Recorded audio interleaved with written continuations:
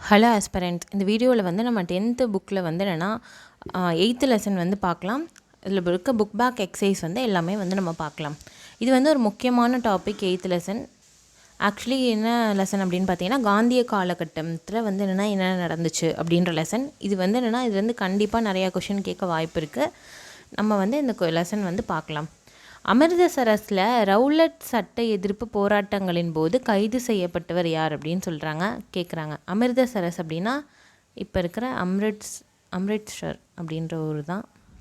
அமிர்தசரஸை இப்படி சொல்லிடுவாங்க, பிரிட்டிஷ் காலத்தில் வச்ச பேர்.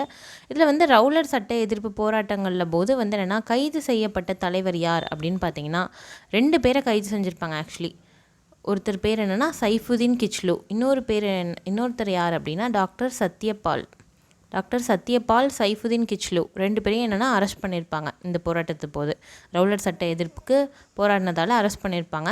இதனால என்ன பண்ணியிருப்பாங்க அப்படின்னா, இவங்க அரெஸ்ட் பண்ணதை எதிர்த்து தான் வந்து என்னென்னா மக்கள் வந்து ஒரு பெரிய கூட்டம் வந்து கூடியிருப்பாங்க. எங்கே அப்படின்னு பார்த்தீங்கன்னா ஜாலியன் வாலாபாக்கில் வந்து என்னென்னா கூடியிருப்பாங்க.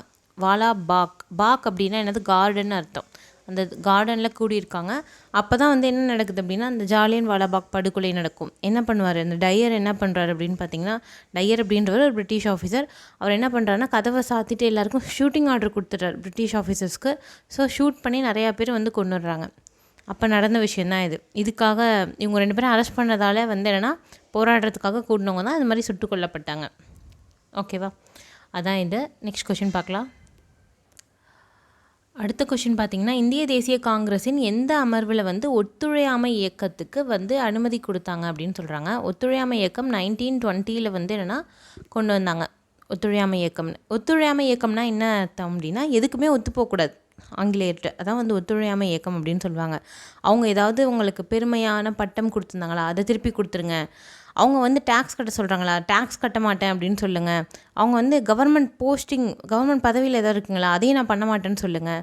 கோர்ட்டில் போயிட்டு என்னென்னா பிரிட்டிஷோட கோர்ட்ஸ் இருக்குல்ல, கோர்ட்ஸில் போய் என்ன பண்ணலாம், நம்ம கோர்ட்டில் போயிட்டு என்ன நீதி கேட்கறதுக்காக அங்கே போகலாம். அந்த மாதிரி அவங்கள்ட்ட நீதி கேட்க போகாதீங்க. எல்லாத்தையுமே என்னென்னா அவங்களோட ஒத்துழைச்சே போகாதீங்க அப்படின்னு சொல்கிறது தான் ஒத்துழையாமை இயக்கம். இந்த இயக்கம் வந்து 1920 நடந்துச்சு.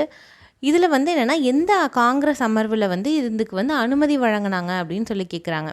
ஓகேவா, எந்த இதில் வந்து அமர்வில் அனுமதி வழங்கினாங்க அப்படின்னா நாக்பூரில் அனுமதி வழங்கினாங்க. நாக்பூரில் 1920 நடந்துச்சு இந்த காங்கிரஸ் மாநாடு.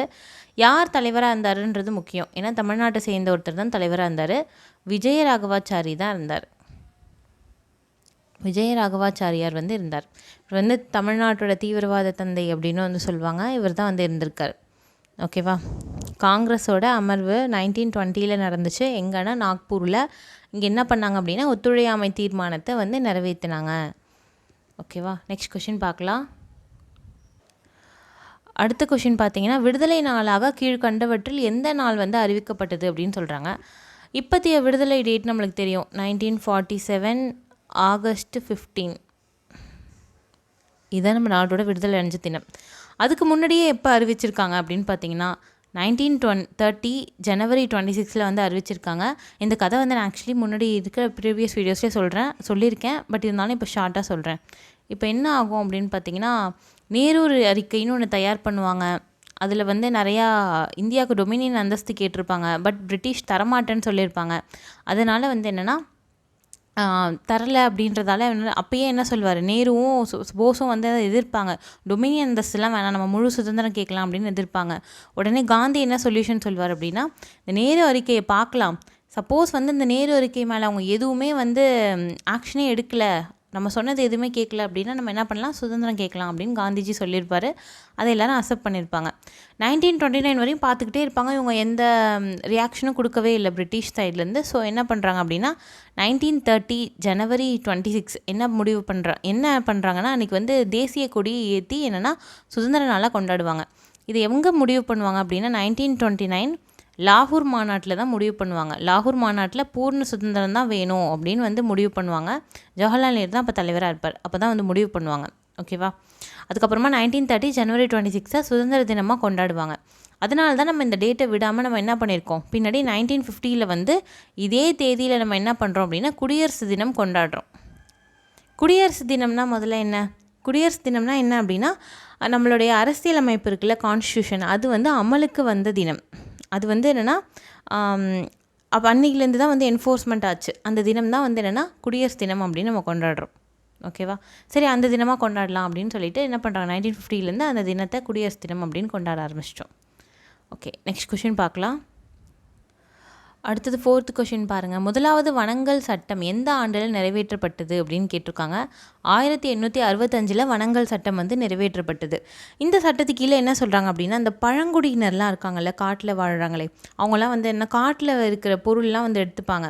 அந்த விறகு அதெல்லாம் இருக்கும்ல, காட்டில் இருக்க பழம், தேன், அது இதுன்னு வந்து என்னென்னா உள்ளே போய் எடுத்துகிட்டு வருவாங்க. அதுக்கெலாம் வந்து அனுமதியை மறுத்துட்டாங்க பிரிட்டிஷ். அதெல்லாம் வந்து என்ன பாரம்பரியமாக அந்த காலத்துலேருந்தே இருந்துட்டு வருது. அதுக்கு அனுமதி மருத்துவனே எல்லாருக்கும் வந்து பிடிக்கல பழங்குடியினருக்கு. இன்னும் இவங்க நம்மளோட இடத்துக்கு வந்து இது மாதிரி பண்ணுறாங்க அப்படின்னு சொல்லிட்டு நிறைய ரிவோர்ட்லாம் நடந்திருக்கும். அப்புறமா பிரிட்டிஷ்க்கும் இவங்களுக்கும் ட்ரைபல் பீப்புளுக்கும் நடுவில் என்னென்ன பிரச்சனை வரும். ஆங்கிலேயருக்கும் இந்த பழங்குடியினருக்கும் நடுவில் பிரச்சனை வர இது ஒரு முக்கியமான காரணம்.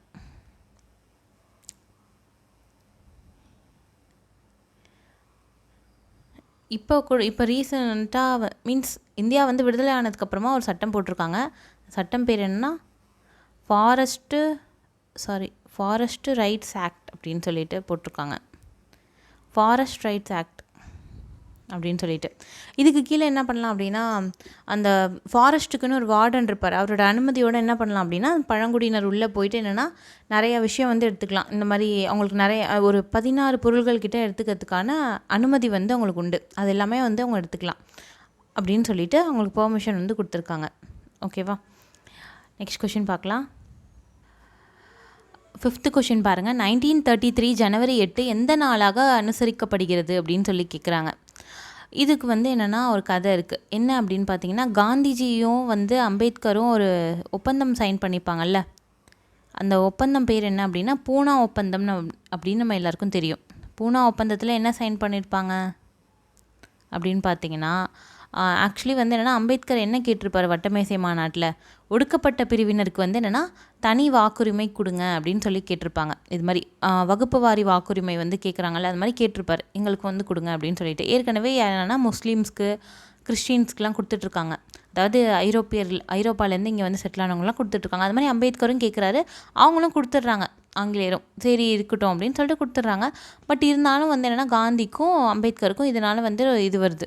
இப்போ என்ன பண்ணுறாங்கன்னா பூனா ஒப்பந்தம் சைன் பண்ணிக்கிறாங்க. இல்லை காந்திஜி என்ன சொல்கிறார் அப்படின்னு பார்த்தீங்கன்னா, நீங்கள் வந்து தனியாக வந்து என்னென்னா இது மாதிரி கேட்க வேணாம் வாக்குரிமை, நாங்கள் என்ன பண்ணுறோம், இப்போ வந்து என்னென்னா நம்ம இத்தனை சீட்டு, இப்போ இந்தியாவில் ஒரு 500 சீட்டு இருக்குதுன்னு வச்சுக்கோங்களேன், 500 சீட்டில் 150 சீட்டு அவங்களுக்கு தான் அப்படின்னு ஒதுக்கிடுவோம், ஒடுக்கப்பட்டவர்கள் அப்படின்னா அவங்களுக்காக ஒதுக்கிடுவோம் அப்படின்னு சொல்கிறாரு. அது மாதிரி வந்து என்னென்னா அந்த சீட்லேயே பிரித்து கொடுத்துடலாம் அப்படின்னு சொல்கிறாரு. உடனே வந்து இதை என்னென்னா அவங்களும் ஏற்றுக்கிறாங்க. இதுக்கு தான் வந்து பூனா ஒப்பந்தம் வந்து சைன் பண்ணுறாங்க. 2 பேரும் சைன் பண்ணிக்கிறாங்க. ஓகேவா? இதுதான் வந்து பூனா ஒப்பந்தம். இந்த பூனா ஒப்பந்தம் முடிஞ்சு காந்தி வந்து இப்போ ஜெயிலில் இருந்திருப்பார்.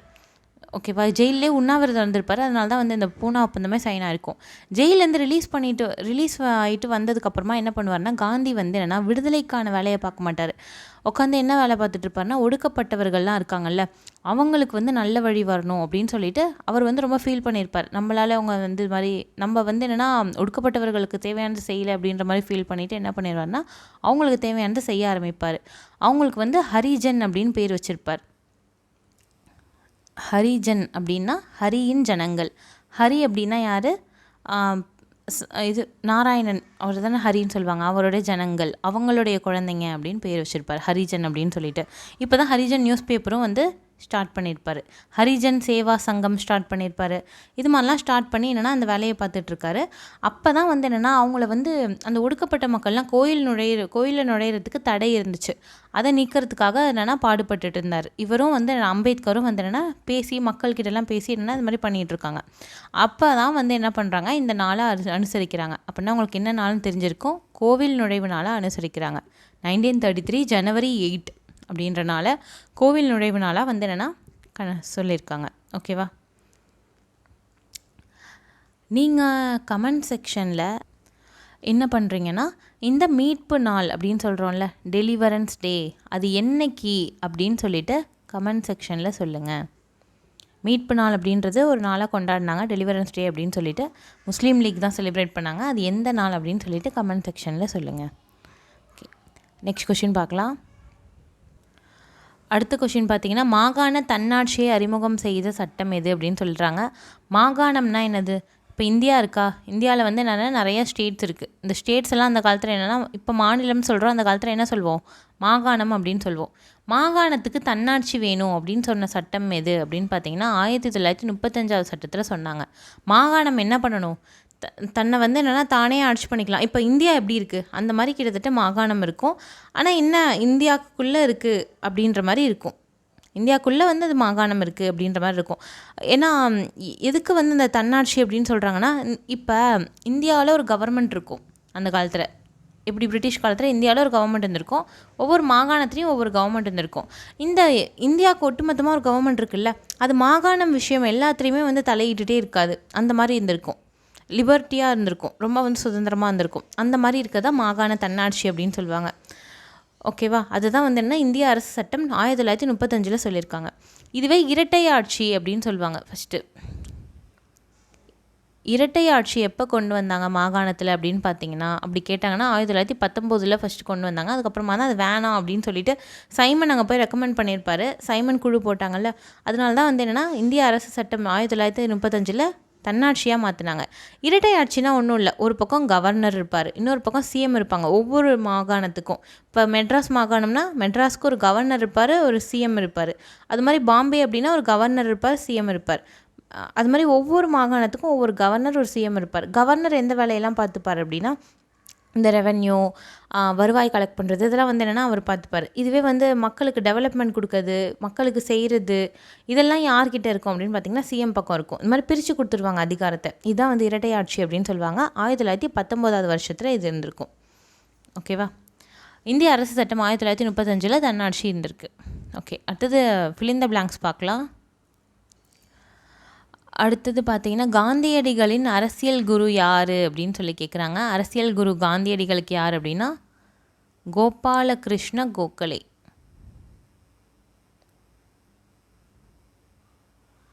இது மாதிரி நிறையா பேருக்கு அரசியல் குரு சொல்லுவாங்க. சத்தியமூர்த்தி அப்படின்னு ஒருத்தர் இருக்கார்ல, தீரர் சத்தியமூர்த்தி, அவர் வந்து காமராஜரோட அரசியல் குரு. அடுத்து பார்த்திங்கன்னா சுபாஷ் சந்திர போஸ் வந்து என்ன முத்துராமலிங்க தேவரோட அரசியல் குரு. இது மாதிரி நிறையா பேர் அரசியல் குரு அப்படின்னு சொல்லிட்டு இருப்பாங்க. ஓகேவா? கிலாஃபத் இயக்கத்துக்கு யார் தலைமை ஏற்றார் அப்படின்னு சொல்லி கேட்டிருக்காங்க. அடுத்த கொஷின், தலைமை ஏற்று நடத்தினவங்க யார் அப்படின்னு பார்த்தீங்கன்னா ரெண்டு பேர். அவங்கள வந்து என்னென்னா அலி சகோதரர்கள் அப்படின்னு சொல்லுவாங்க. ரெண்டு பேரும் அலின்னு முடியும், அதனால் அலி சகோதரர்கள் அப்படின்னு சொல்கிறாங்க. யார் அப்படின்னு பார்த்தீங்கன்னா மௌலானா முகமது அலி ஒருத்தர். அடுத்தது மௌலானா சவுக்கத் அலி அப்படின்ற இன்னொருத்தர்.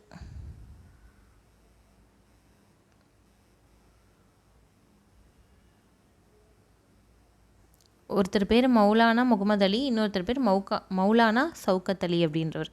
ரெண்டு பேர் வந்து தலைமையேற்று நடத்துனாங்க. அலி சகோதரர்கள் அப்படின்னு இவங்களை சொல்லுவாங்க. ஓகேவா? நெக்ஸ்ட் கொஷின் பார்க்கலாம். 1919 இந்திய அரசு சட்டம் வந்து மாகாணங்களில் எதை அறிமுகம் செஞ்சுது அப்படின்னு சொல்லி கேட்குறாங்க. 1919 இந்திய அரசாங்க சட்டம் மாகாணங்களில் எதை அறிமுகம் செஞ்சுது அப்படின்னு பார்த்தீங்கன்னா இரட்டை ஆட்சியை அறிமுகம் செஞ்சுது. இதுதான் நம்ம முன்னாடியே பார்த்தோம். இரட்டை ஆட்சியை அறிமுகம் பண்ணுச்சு அப்படின்னு சொல்லிட்டு 1935 தன்னாட்சியை அறிமுகம் பண்ணுச்சு.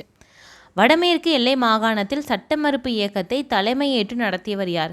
சட்ட மறுப்பு இயக்கம்னா என்னது? Civil disobedience moment. அதாவது சட்ட மறுப்பு இயக்கம்னா ஒன்றும் இல்லை, உப்பு சத்தியாகிரகம் தான்.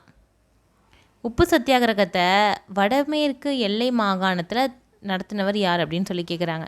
வடமேற்கு எல்லை மாகாணம்னா இப்போ இருக்கிற பாகிஸ்தான் பக்கம் யார் தலைமையேற்று நடத்தினார் அப்படின்னு பார்த்தீங்கன்னா கான் அப்துல் காஃபர் கான்.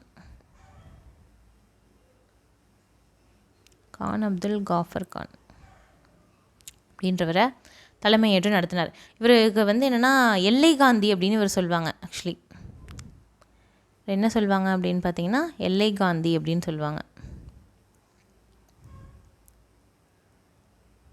இவர் தான் வந்து தலைமையேற்று நடத்தியிருக்கார், கான் அப்துல் காஃபர் கான் அப்படின்றவர். ஓகே, நெக்ஸ்ட் கொஷின் பார்க்கலாம்.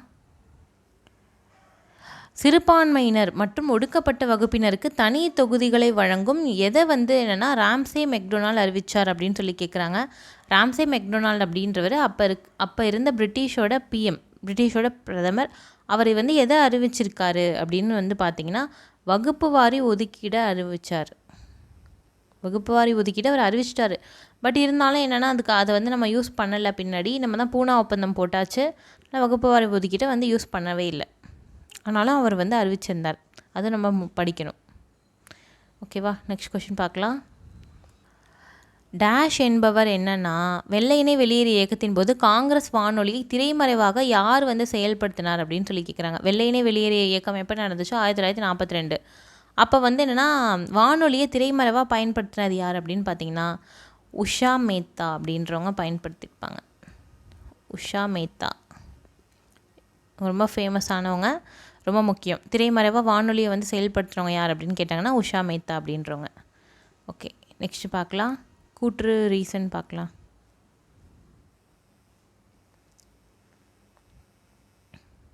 சரியான கூற்றை வந்து தேர்வு செய்யணும்.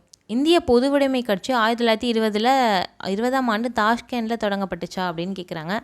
பொது உடைமை கட்சினா ஒன்றும் இல்லை, கம்யூனிஸ்ட் பார்ட்டி தான். கம்யூனிஸ்ட் பார்ட்டி ஆஃப் இந்தியா அப்படின்னு சொல்லுவாங்கள்ல, அந்த கட்சி 1920 தாஷ்கண்ட் அப்படின்னா, தாஷ்கண்ட் அப்படின்றது ஒரு இடம்.